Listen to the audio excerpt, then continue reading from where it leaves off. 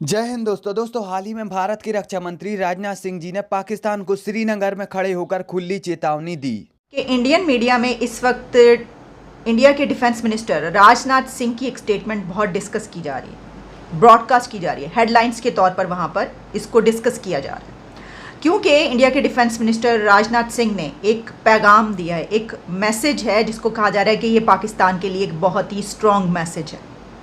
और उस मैसेज में, उस स्टेटमेंट में जो उन्होंने बात की है, वो बात की है पाकिस्तान के कुछ इलाकों के बारे में, जिसमें Kashmir, Gilgit Baltistan, integration with India, इस तरह की बातें की गई। अब देखें, ये वाली बातें तो पहले कई मरतबा हो चुकी हैं और हमने इसके ऊपर प्रोग्राम्स भी किए, एक्सपर्ट ओपिनियन भी लिए कि ये क्या सिलसिला है सारा।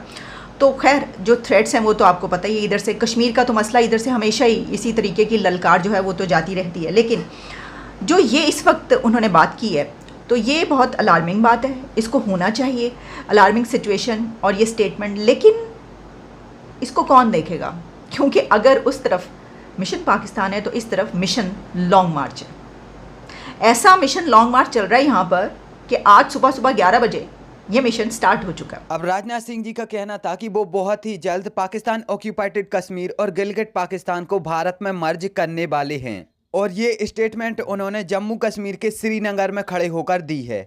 करेंगे हिंदुस्तान के डिफेंस मिनिस्टर राजनाथ सिंह साहब का एक ताज़ा बयान श्रीनगर कश्मीर में वो एक गैदरिंग से खिताब करे तो उनका कहना था कि हम वापस लेंगे कश्मीर को, यानी जिसको हम आज़ाद कश्मीर कहते हैं पाकिस्तानी, और गिलगित बल्तिस्तान को वापस लेंगे क्योंकि ये हिंदुस्तान का हिस्सा है और हिंदुस्तान का हिस्सा था।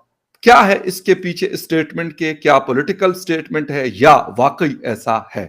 डॉक्टर साहब, एक तो स्टार्ट इसी से लूंगा कि कश्मीर एक बड़ा क्रिटिकल इशू रहा है पाकिस्तान और हिंदुस्तान के बीच में, लेकिन इस तरह के बयानात देने से, इससे पहले अमित शाह साहब आए थे तकरीबन पिछले महीने कश्मीर में, वहां पे उन्होंने भी इस तरह की बातें की। अब डिफेंस मिनिस्टर राजनाथ सिंह साहब का ये बयान श्रीनगर में, सर आप क्योंकि आईआर पढ़ाते हैं और बड़ा अच्छा एनालिसिस करते हैं, तो कैसा नजर आ रहा है कि वाकई इज इट पॉसिबल कि जो उनका बयान था कि हम वापस गिलगित बल्तिस्तान और कश्मीर लेंगे, या वहां के लोग एक पॉलिटिकल स्टेटमेंट के तौर पे हम इसको ले सकते हैं? देखिए, जब अमित शाह आए थे तो उन्होंने काफी इंटरेस्टिंग डेवलपमेंटल प्रोजेक्ट्स के बारे में बात की। उन्होंने कहा कि तकरीबन 1.9 क्या 1900 कुछ करोड़ के प्रोजेक्ट्स की अनाउंसमेंट की है, ज्यादा हो जाता है। तो अजम्पशन ये है कि अगर इकोनॉमिक डेवलपमेंट कश्मीर में इस हद तक हो जाता है कि लोग खुश हो जाते हैं, will become happy to be part of India, कि रोजमर्रा की जो परेशानियां हैं वो सारी खत्म हो जाएंगी and they will be better of, तो वो कहीं और जाना पसंद ही नहीं करेंगे।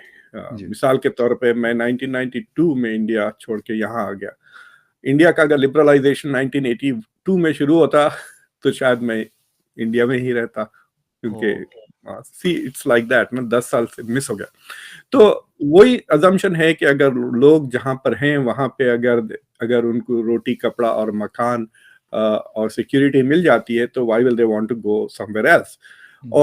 और अजम्पशन ये है कि कश्मीर इतना, इंडियन साइड कश्मीर इतना चमकने लगेगा कि आज़ाद कश्मीर वाले यहाँ ज्वाइन करने की कोशिश करेंगे। अब राजनाथ सिंह जी का कहना था कि जम्मू कश्मीर से 370 हटाने का जो काम हमने शुरू किया था वो अभी पूरा नहीं हुआ है, और वो पूरा तभी होगा जबकि पाकिस्तान ऑक्यूपाइड कश्मीर और गिलगित पाकिस्तान को हिंदुस्तान में मर्ज कर दिया जाएगा।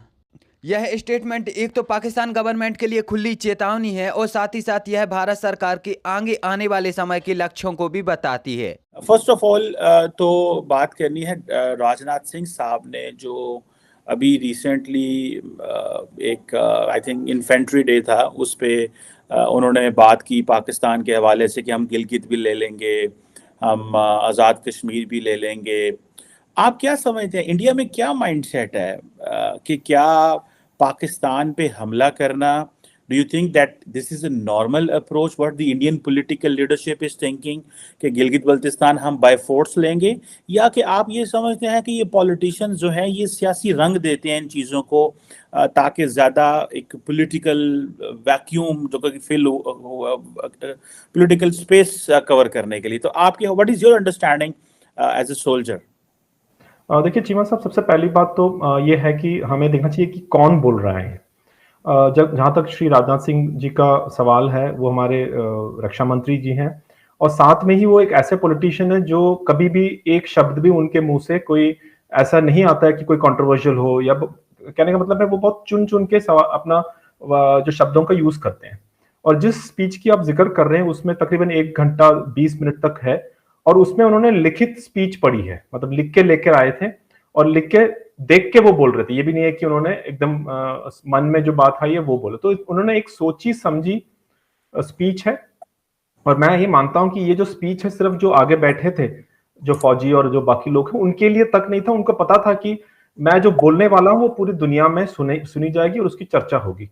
और एक ही दिन पहले उसको, आपको पता होगा, जैसे 27 को आपने सही बताया, इन्फेंट्री और शौर्य दिवस की तरह हम जो मानते हैं, उससे एक दिन पहले ही रशिया के जो डिफेंस मिनिस्टर थे, उन्होंने श्री राजनाथ सिंह जी से बात की थी यूक्रेन और उसके बारे में, और साथ ही उन्होंने चाइना के डिफेंस मिनिस्टर के साथ में बात की। तो उस स्टेचर में जो एक रक्षा मंत्री जी जब एक रिटर्न स्पीच लेके आते हैं, तो उन्हें पता होता है कि क्या मैं मैसेज कन्वे कर रहा हूं। तो सबसे पहली चीज तो ये है कि it is a well thought out speech by the defence minister. तो इन्होंने क्यों बोला, अब ये बात है कि क्या बोला और क्यों बोला, और ये ऐसी क्या चीज है जो बाकी जो पॉलिटिशियंस, आपकी बात मैं मानता हूं कि बीच बीच में ऐसे स्टेटमेंट्स आते रहते थे, पहले भी आया हुआ है, अभी भी आया है, तो उसमें क्या ऐसी चीज है जो मैं देख रहा हूं थोड़ा डिफरेंट है।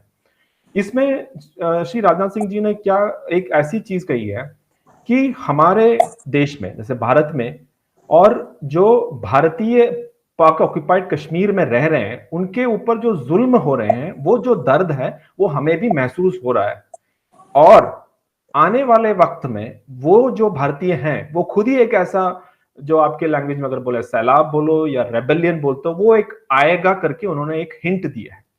तो मैं ये मानता हूं कि ये एक अलग चीज है, और इसका कारण भी ये है कि वाकई में बहुत सालों से पाक ऑक्युपाइड कश्मीर में काफी सारी चीजें हैं जो बाहर रिपोर्ट नहीं होती, लेकिन उनके अंदर अंदर काफी सारी चीजें रहती हैं। ये आपको भी पता है कि जिस तरह से अगर कंपेयर किया जाए पाक ऑक्युपाइड कश्मीर और पाकिस्तान के बाकी जो रीजन से, काफी पिछड़े हुए एक एरिया है, चाहे वो गिलगित। खैर, इस मुद्दे पर पाकिस्तान के लोगों का ये कहना है कि राजनाथ सिंह ने केवल और केवल ये स्टेटमेंट इसलिए दी है ताकि आने वाले इलेक्शन में भी वो अपनी ही पार्टी को जिता सकें और फिर से नरेंद्र मोदी को भारत का प्रधानमंत्री बना सकें, और इसके अलावा भारत ऐसा कुछ भी नहीं करने वाला, ये कहना है पाकिस्तान के लोगों का।